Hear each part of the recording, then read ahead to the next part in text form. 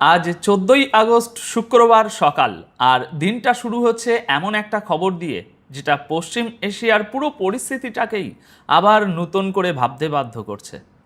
ইসরায়েলে আমেরিকা থেকে অস্ত্র আর সামরিক সরঞ্জামের একটা বিশাল চালান এসে পৌঁছেছে। শুধু গোলা বারুদ নয়, D9 বুলডোজার থেকে শুরু করে সাজোয়া গাড়ি পর্যন্ত জাহাজ থেকে নামানো হয়েছে। প্রশ্নটা এখানেই, এটা কি নিছক রুটিন সরবরাহ, নাকি বড় কোনো স্থল অভিযানের প্রস্তুতি? আর ঠিক একই সময়ে ইরান থেকে আমেরিকার উদ্দেশ্যে পরপর দুটো কড়া হুঁশিয়ারি এসেছে। হরমুজ প্রণালী নিয়ে যুদ্ধের আশঙ্কা আবার স্পষ্ট হয়ে উঠছে।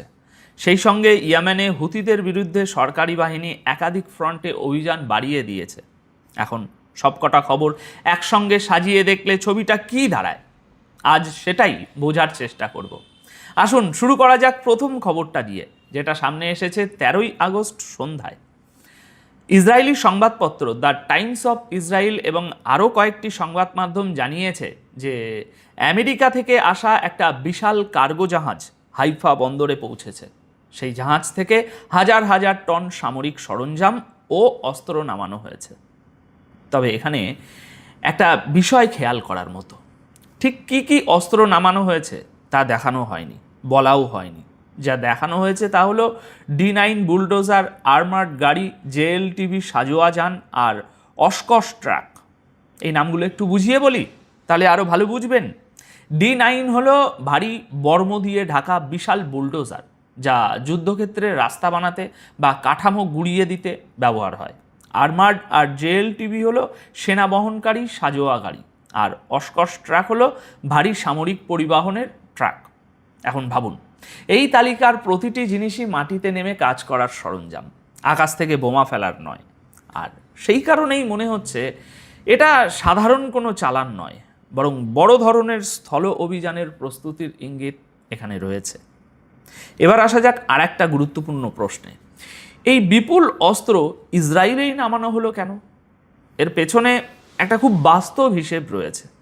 দেখুন, চিরস্থায়ী শান্তি আসার আগে যদি আমেরিকা আর ইরানের মধ্যে আবার কয়েকদিনের জন্য বোমাবর্ষণ শুরু হয়, তাহলে ইরান গত মাসের মতোই আরব দেশগুলোতে থাকা আমেরিকান ঘাঁটিগুলোতে ক্ষেপণাস্ত্র ছুড়বে। সেই তুলনায় ইসরায়েলে রাখা এই মজুদ অনেক বেশি নিরাপদ থাকবে। এর আগের যুদ্ধেও কিন্তু ঠিক এটাই দেখা গিয়েছিল। সেই সময় আমেরিকার বেশ কয়েকটি জ্বালানিবাহী বিমান, যেগুলো হাওয়া থেকে হাওয়া আর একটা বিমানে তেল ভরে দেয়, সেগুলো ইসরায়েলের বেন গুরিয়ান বন্দরে দাঁড়িয়েছিল এবং সেখানে সেগুলো নিরাপদই ছিল।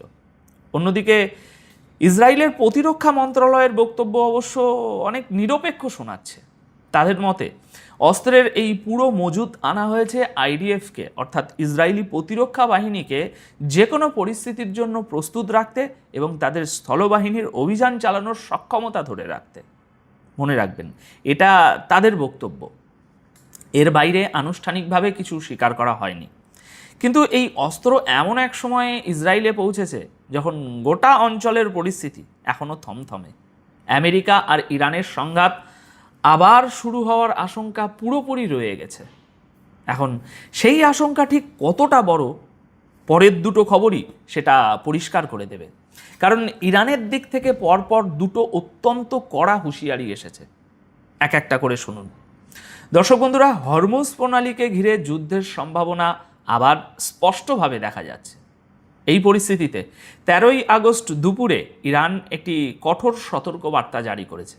ইরান বলেছে, আমেরিকা যদি এবার কোনো ভুল হিসেব করে, অর্থাৎ অসতর্কতায় বা ভুল গোয়েন্দা তথ্যের ভিত্তিতে ইরানে হামলা চালায়, তাহলে এবারের পরিণতি আগের চেয়ে অনেক বড় হতে পারে। কথাটার সোজা অর্থ কি জানেন?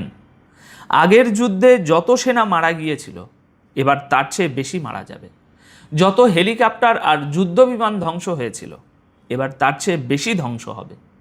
ইরান মূলত এই বার্তাই দিচ্ছে।